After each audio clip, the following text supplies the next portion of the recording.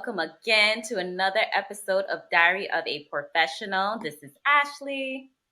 Lou here. And we have the amazing Dr. Liz Kopco here with us today, who has a PhD in cellular and molecular biology, a health advocate, and have a host. She hosts the L podcast. So before we get into her and what we're going to discuss today, let's go into our gratitudes. And as usual, sorry, Marlu, but I'm just going to pass it over to you. That's fine. She is prepared today. Okay. I am grateful for the slow burn. Kind of like, I feel like maybe every generation feels like their generation is the best or whatever. But like the fact that we had technology, but it came later on. So like we were able to learn patience. We were able to like go through a process and like get through things. You know what I mean? Everything is not instant gratification. So I'm just thankful, like, I was at work and certain things, I'm like, certain processes, like I was able to take the time to learn them and hone them. And so it just feels like home and you feel very secure and confident in certain things, as opposed to when you're trying to rush things, you don't realize the little things and the little steps that you miss because you're just trying to get from A to Z. And I'm thankful that while we're now in the current like microwave era, we grew up when things were let to stew and cook and really just take shape and so I'm just thankful for that. Well, that was well thought out. That was great. It came to me and I felt it like, yeah. That's true, though. I feel the instant gratification, the era that we're in today, is like, boop, we need it now, right now. And I'm like, no, we need it to cook and roast, and it's okay. Yes. It's been. They could have never done the dial-up lime wire days now. Like, Absolutely not. yeah. Or printing out CD covers for the CDs that you burned. Yup. But that took love. That took nurturing. It was more than a click. Let's talk about it. Let's talk about it. Oh, man. Okay. I guess I am grateful for girlfriends. I say that because Valentine's Day is coming up, but there's nothing like a Galentine's Day too. There's nothing like your girlfriends, So despite whoever you have in your life, significant other, partner, whichever, it's always amazing to just connect with your girlfriends and just kind of foster that relationship with them too as well. Because I think it's important, there's nothing like girls' time. So It is. yeah, I think that's what I'm grateful for. Yeah. It's worth working at because usually, for the most part, they're longer than your romantic relationships, They've been there. They've been through it all. So absolutely. Yeah, absolutely. So, yeah. So tell us, Liz, tell us. Yeah, there's a lot of things I'm grateful for because I think I lived a very blessed life. But what I'm really grateful for after my therapy session today is that I still have room for improvement and that I'm constantly learning to change and learning to grow. And it really allows me to have that moment of like, I'm really proud of myself that I have overcome something that I didn't see was a problem before. And now I do. And that acknowledging that, maybe I was the bad person in that relationship or in that moment and owning up to it. And so having that change in perspective and just awareness is something that I'm very grateful to have now, because I don't think a lot of people are able to get to that point in their lives. And I'm 31 going on 32. And so I've had my share of mistakes. I've learned from them and I'm looking forward to making more mistakes. Okay. Okay. I hear that. Yeah. I'm grateful for. Yeah, there's nothing like a mistake. I'm sorry, that came off wrong, but it makes sense. There's nothing like mistakes because you just learn so much and there's so much growth in that, and seeing yourself transform, going through that process is, even that healing process at times of knowing who you were and who you're going to Yeah. be, that growth. It's so crucial to as well. It is.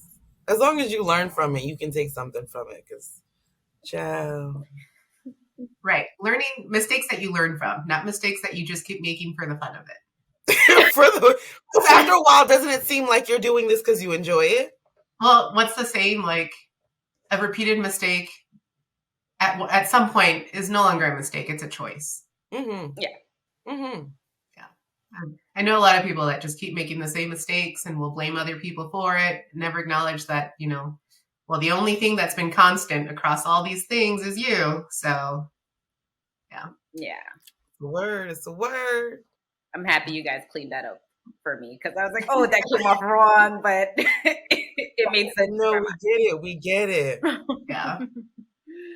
But I did wanted to bring a topic here today. I definitely wanted to just speak about anxiety and depression and coping with it and dealing with it on our day to day and how to grow from it.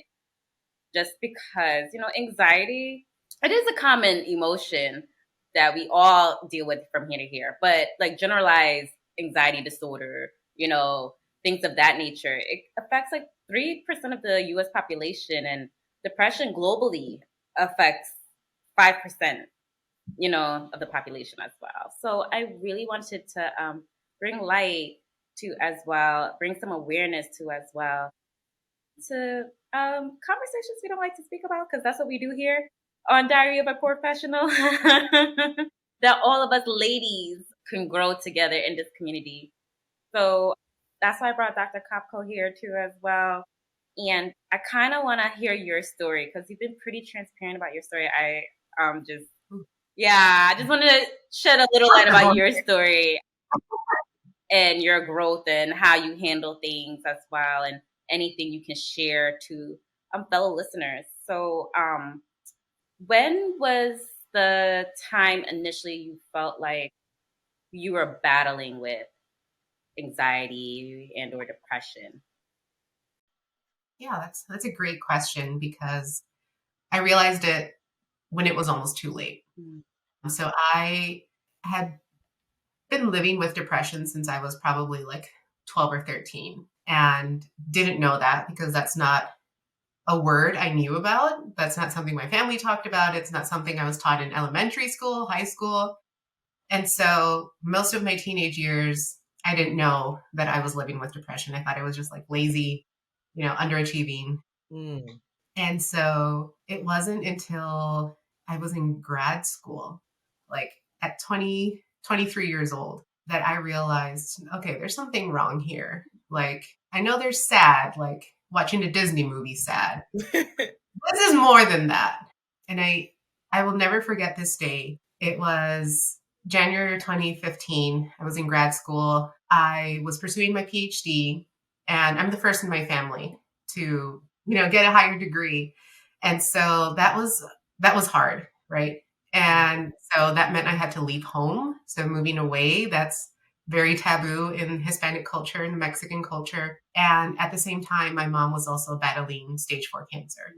And so I had taken a year off to take care of her, to take her to radiation and chemo treatments. And then I passed the baton to my brother. We all took turns taking care of her. And so I was, this was my time to live my life for a little. And so I moved away for grad school to Fargo, North Dakota, which I think like 99% of people don't know where that is because I sure as heck didn't. And so it's up north, about 3 hours from the Canada border. It's winter, like 8 months out of the year, like minus 50. I'm originally from Chicago, and even that was like brutally cold. And so just a lot of really bad situations like all come together. And it was January. Our college football team had just won the championship. Like everyone was downtown celebrating in a parade. And I remember looking out the window and just wanting to physically be out there with everyone else because, we're humans. We want, we want to be social. We need people around us. But my brain telling me, you can't leave this apartment. No one wants you out there. You don't belong out there. you don't belong anywhere. And my brain was telling me, you don't belong anywhere. Like, why stay here? Why stay on this earth? And at that point, I realized these are not my thoughts, because I would never do this. I have too many people I love. I have too many things that I still want to do in life. Like, I don't plan on just giving up right now. But being alone in that apartment in the winter, I could have very easily made a mistake that I couldn't come back from. And so I texted a friend who had similar feelings, had gone through similar things, and she talked me off that metaphorical ledge. And I knew, okay, I didn't feel safe being by myself. And that's a very scary feeling, because unfortunately, a lot of people who don't have that friendship, that don't have that support system to, talk them off that ledge, a lot of their family members don't understand why they make that decision. And it's because it's not a decision that someone makes. It's really hard to explain sometimes, and I hope no one ever experiences this, right? But it's like this other voice that covers your eyes, so you don't see the beauty, you don't see the goodness in life, you only see the bad stuff. And when you only see the bad stuff, that's the only thing you will ever see, and that's the only thing you will ever seek out. And so it's very easy to give in to this voice that tells you it's not worth it. And so I've always been an advocate for therapy. Therapy has saved my life. I've done one-on-one therapy. I've done group therapy. That's actually where I met my husband. We met in grad school in group therapy, and he knew how much baggage I had, and he was like, let's do this anyways. And so from there, I ended up going on to being on medication. So I've been on antidepressants and anti-anxiety medication, which again is very taboo. It's something that a lot of people are afraid to try because they're afraid of this stigma around, I'm going to get addicted and then I'm going to be this zombie that just stares out the window all day. And that might be true for some people. Like, I'm not going to say it's a fix for everyone, but a lot of people sometimes don't understand is that we have options. Like, it's not just one pill. Like, there are so many options nowadays that if something doesn't work for you, you can try a different one. And it takes time to figure out which one works for you, which I think is really frustrating. And that's where a lot of people give up, because they get tired of trying to figure out the right one, of dealing with side effects and things like that. And so I found the right ones for me. And that's what helps me live every day as, I don't want to say normal, but like as a Liz possible way of living. Like, it helps me be my best self. And so that's something that therapy, medication, having a good support system allows me to do. And I've noticed that because I've gone off my meds. There have been times where I've given into the stigma of like, I should be independent. I should be able to do this without medication. I should be able to do it by myself without therapy. And I've tried that. And it takes me right back to that voice. That voice gets bigger and stronger. And I know now, like, I'm very lucky and fortunate and privileged to have these resources. So I mean, I can understand how it might sound difficult to say I might need to be on this for the rest of my life, but I'm excited to have a rest of my life. And so I will do that if that's what's necessary, because that's what allows me to be there for my husband, to be there for my family and loved ones. And so that's kind of where I am now. Wow. Okay. So I kind of want to go back a little. Yeah. So in terms of culture, I feel like culturally, I feel mental health is just not even considered at all. Like, at all. It's like sad, worried, anxious. Those words do not exist. And if they do, you can pray it away. So pray it away. Yes. So I will. I was just wondering, how was it with family when you were trying to explain to them how you're feeling and taking medications? I was just wondering, how was that process for you? So I want to share a story that I've actually never shared with anyone. I just realized that. So when I was 14, my dad passed away. And I remember going to Mexico to see family. and very vividly waking up to a panic attack. And I didn't know that's what was happening. And now I know that that's what panic attacks are. But I remember having this panic and feeling my chest being very heavy, like someone was sitting on it. And instead of it being like, oh, maybe there's something with your mental health, it was, oh, the devil's trying to possess you. And so we need to pray this. And so for a long time, I lived with the fear that the devil was after me and that there was something wrong with me. And as a teenager, who does that, right?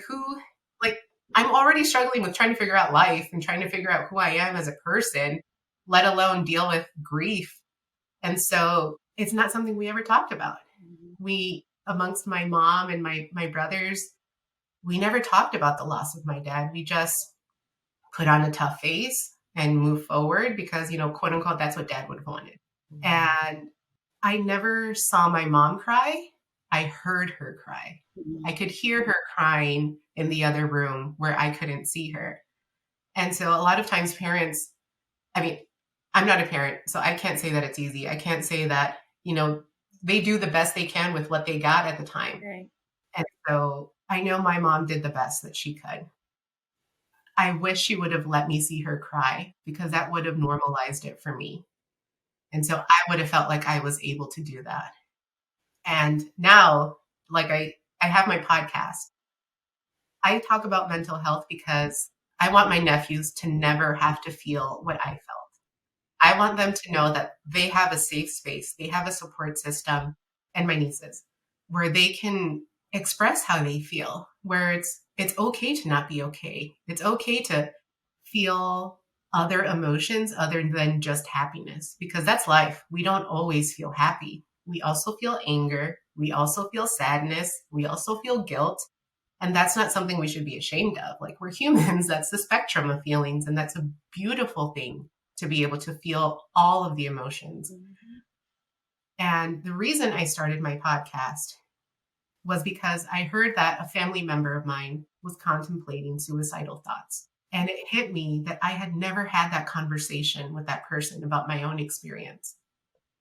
And I'm like, I'm holding on to this story when someone else is going through the same thing, thinking that they're alone when they don't have to be. And so I just couldn't stand by and know that someone else was feeling alone, feeling like that no one else understood, when there's lots of people that do. But it's just that we've all been told to keep quiet about it. And in our culture, men, Hispanic, Mexican men, it's not masculine somehow to talk about your feelings, but it's masculine to get angry and punch a wall somehow. Like, no, that's not cool.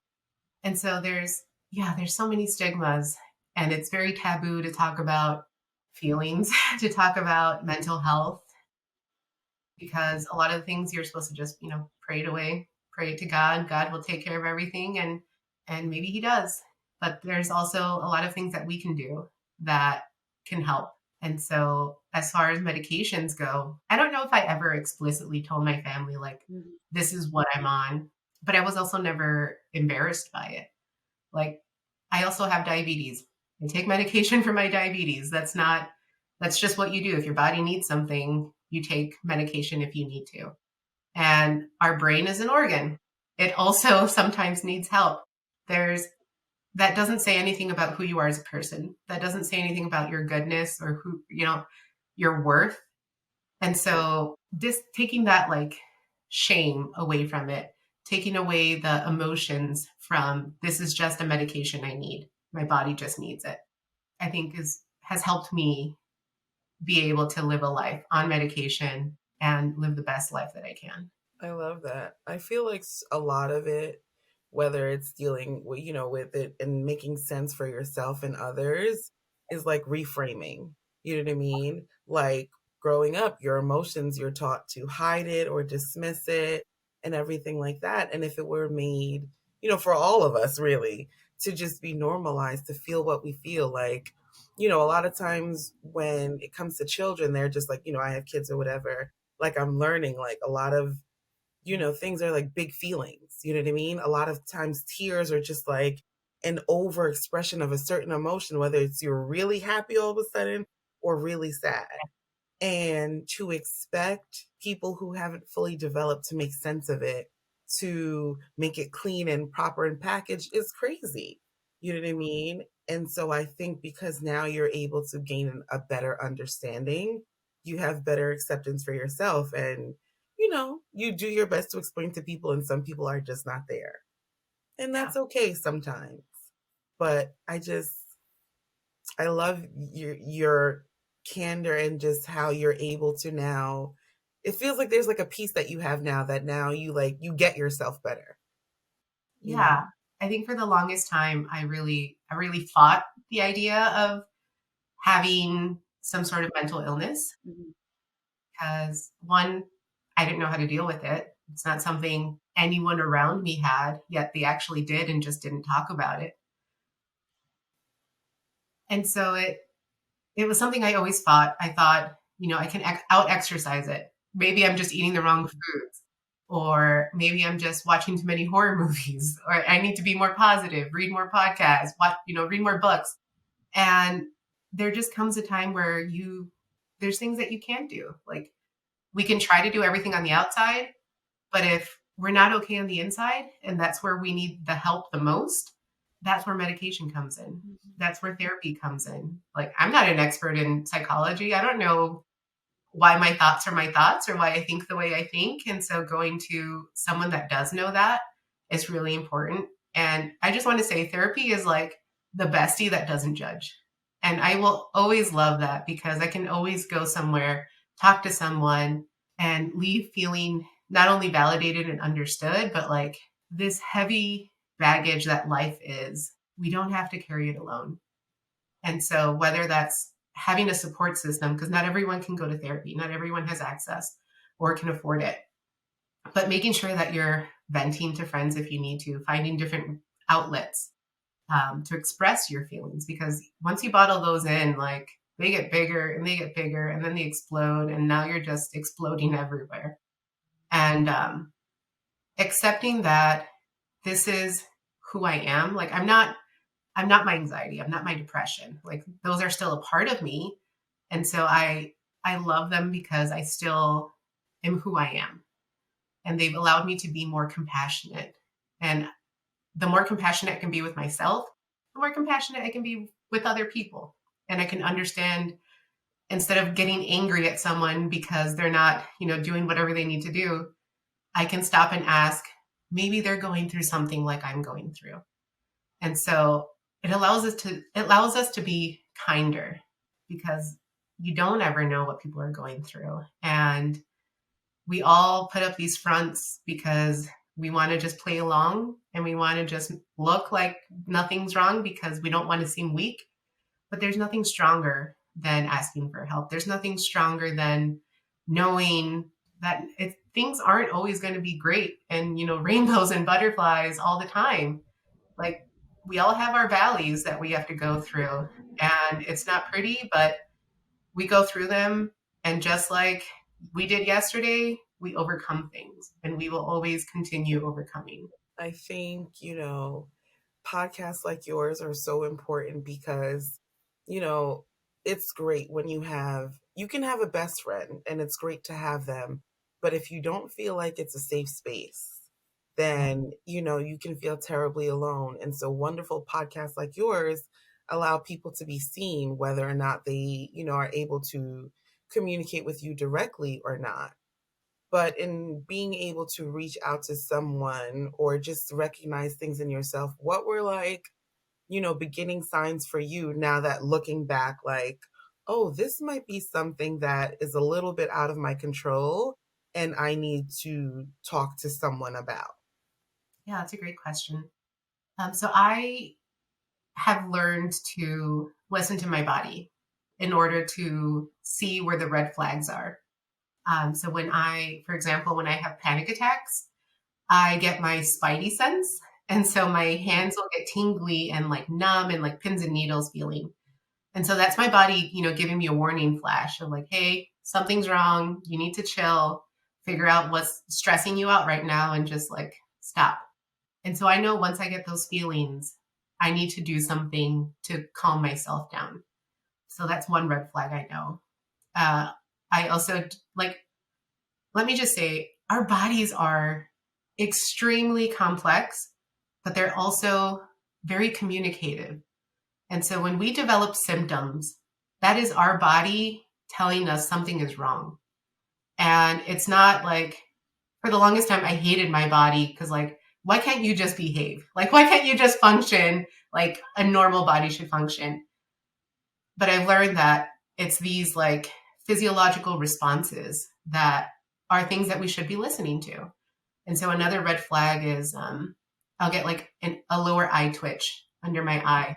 And that tells me that I haven't been sleeping well enough. And so my sleep is really important for your mental health because that's when your body really resets and kind of recuperates from the day and all the stress we put it through.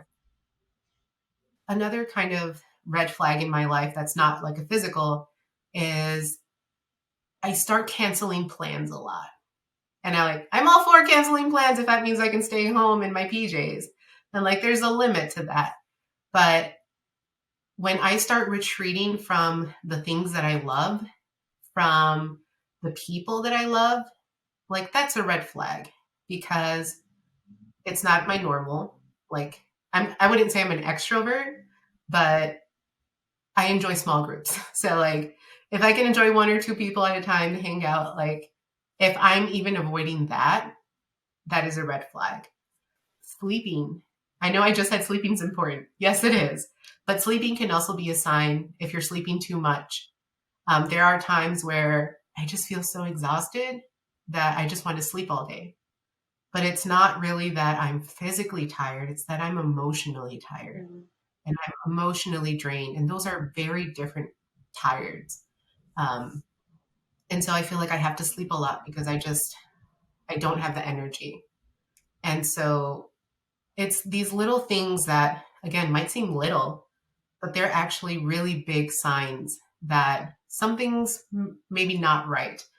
Whether it's maybe work is stressing you out or change is stressing you out in whatever form that is, because change is stressful. It's knowing that these are things that you can look for. So that way you know to ask for help before you need it. I hope that answers your question. It does. It does. And one more thing I wanted to kind of circle back to, you had mentioned about like feeling all our feelings. There's also this like big push for you need to cheer up. Like you need to only feel happy feelings. And so I know like our natural instinct when we see someone crying or see someone upset is to like try to cheer them up, but that might not always be helpful. Like sometimes we need to just let people feel how they feel, process and get through it, because that's how you learn to sit in your feelings. And so when we're constantly trying to just like shake things off and quickly move on, you got to let that simmer. Like good things simmer, but we also have to let bad things simmer because that's the only way that we'll get through them.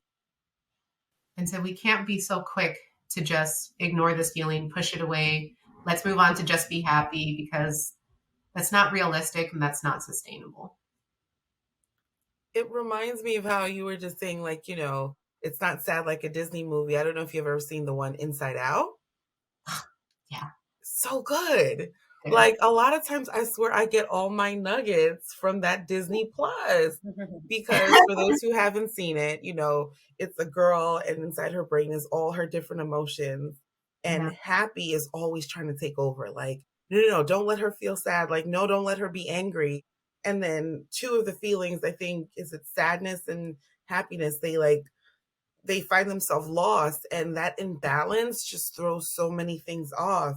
And then she realized the importance of having all those feelings. Like, it's okay to be sad. It's okay to feel what you feel. They're important too. It's all a dance. It's all a balance. And that, yes, that toxic positivity, like, who does it serve? Because then you just learn to put on a face and you learn to just be happy when you're feeling all these things and seclude yourself. And we know how that can turn out.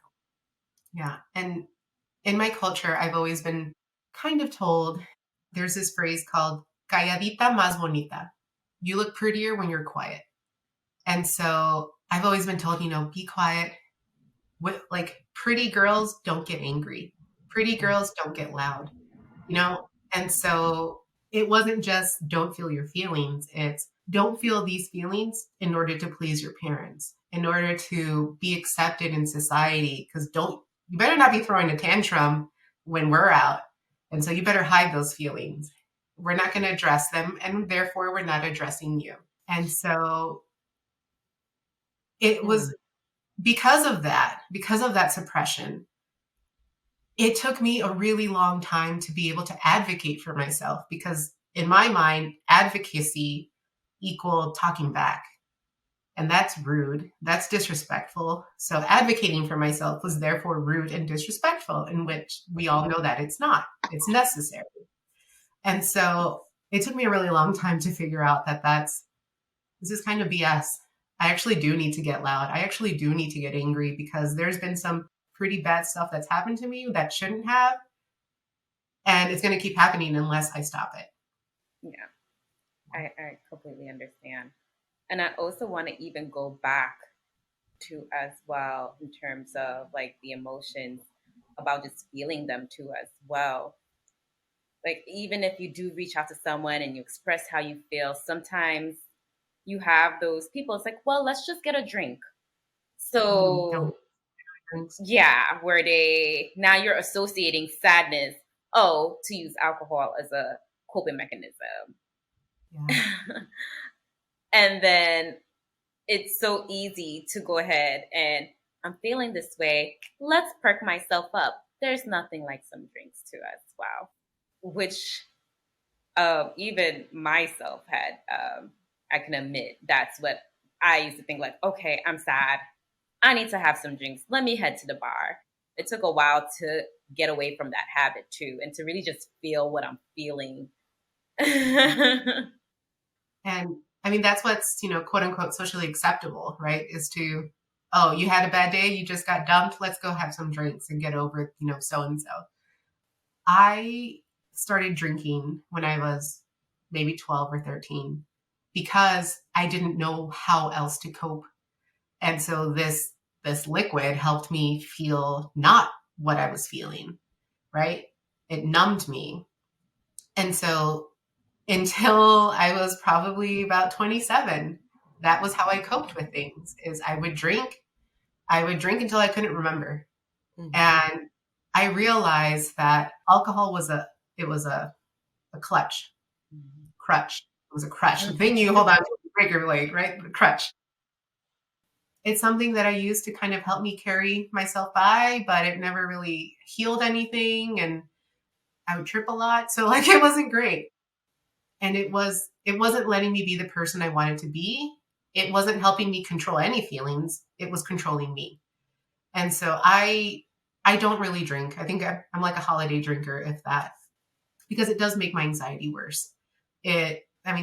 Science has shown that, alcohol, caffeine can make anxiety worse. And so that's one way that you can really work on lessening your anxiety and depression is removing things like that out of your life, or limiting them at least. But yeah, this concept of like, let's just drink till we forget so you don't feel anymore and numb yourself. And there's different ways that people do that, right? It's not just alcohol. They numb themselves with food or other drugs. And it's hard. I know a lot of people beat themselves up over it. Like, oh, I stress ate. I emotionally ate.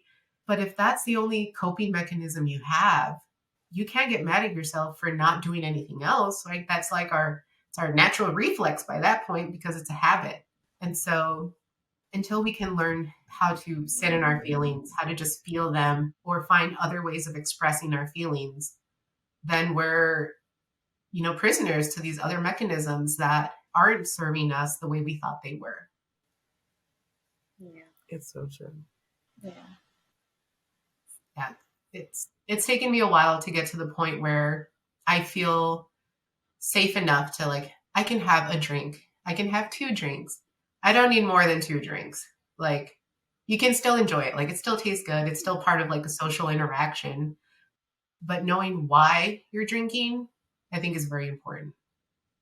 Yes. I mean, I'm one of those people like Like I enjoy people watching, like I have my little minor in sociology, and I think people can be so interesting. Like going back to how you were saying, in feeling like, no, I have to speak up and I have to speak out. I feel like for women, we have that.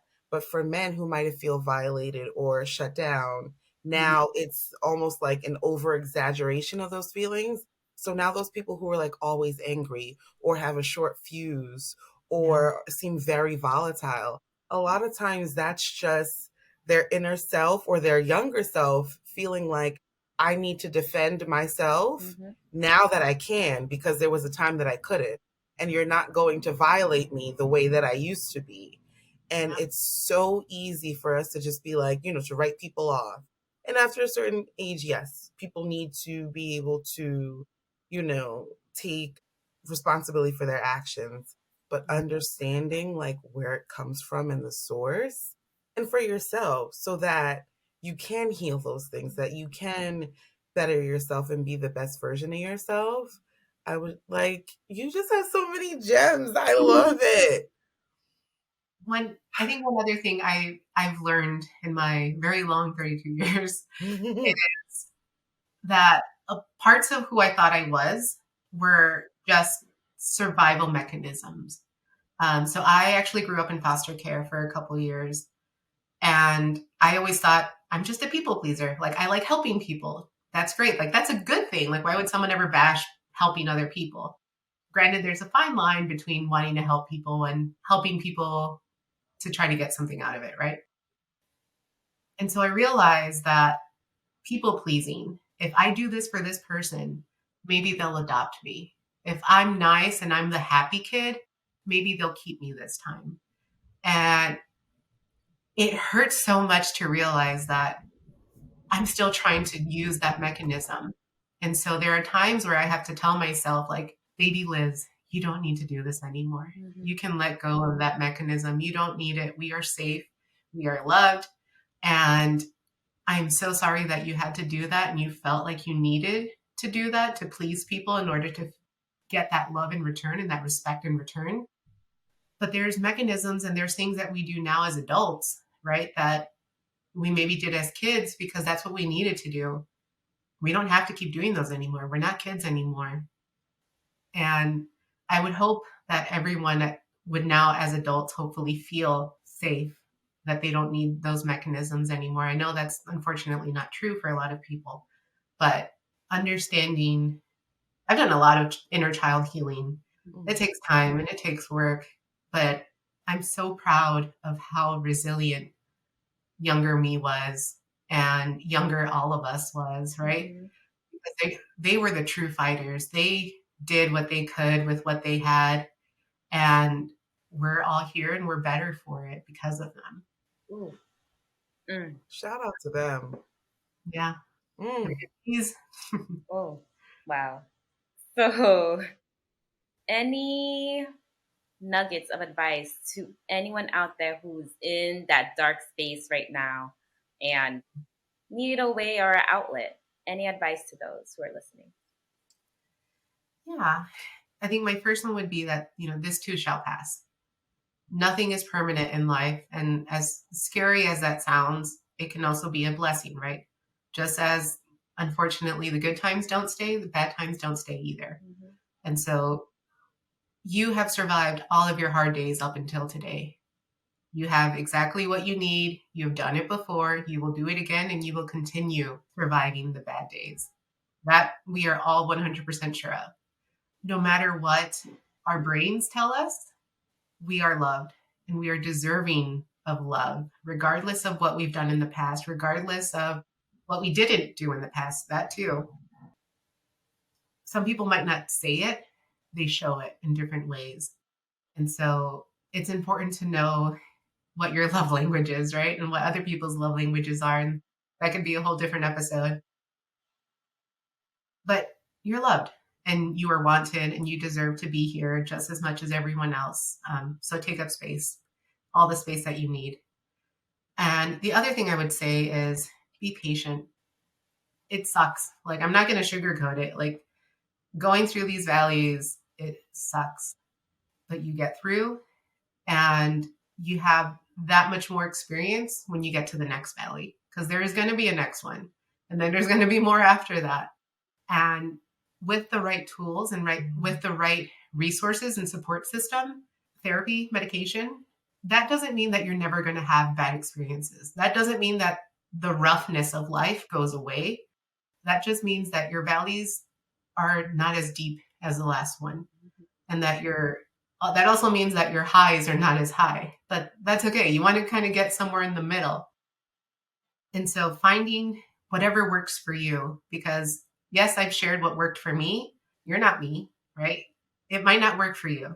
And it might take time to figure out what does work for you. And so play around with it. Try out artwork. See if, getting your hands dirty in paint helps you. Try running marathons. I don't know. I wouldn't do that, but you do you. So you got to figure out what works for you. Everyone is different. And then the other part of being patient is not everyone is going to understand. I'm very fortunate to have a very supporting and loving husband, but he has never dealt with mental health issues. And so he doesn't understand what it's like. He doesn't understand what panic attacks are like.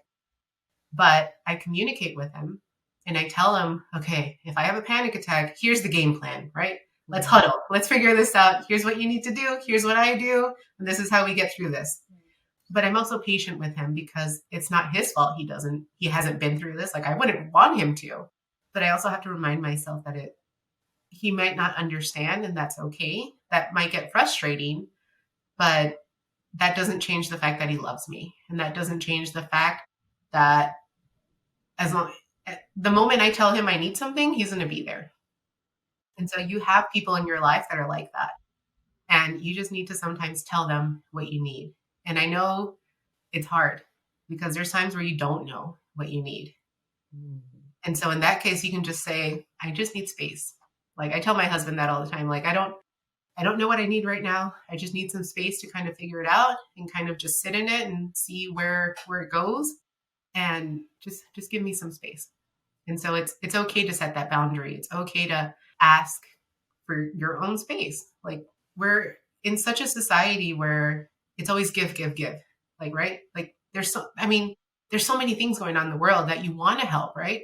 You want to be part of that movement and this movement and be an ally and do all the things, but we are also one person and we also need to refill that cup before it's empty. And so being patient with yourself, being patient with others, that's the only way to really get through this.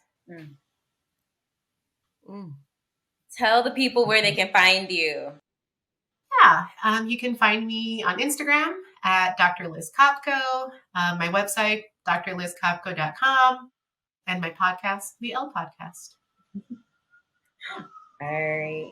So good. Right. So good. Right. Well, thank you. This was really great. I have to say, I really love that you start your episodes with gratitude. That is how I will start my day from now on. That is so wonderful. I love that so much. So thank you for that. Oh, thank you. Yes, Thank you there's always a silver lining somewhere. Mm-hmm. There is. Yes, that is true. All the time. Thank you so much for joining us. So let us know your thoughts, everyone. Don't forget to like, subscribe, tell us. And yeah, I hope this was great for everyone. So till next time. Bye.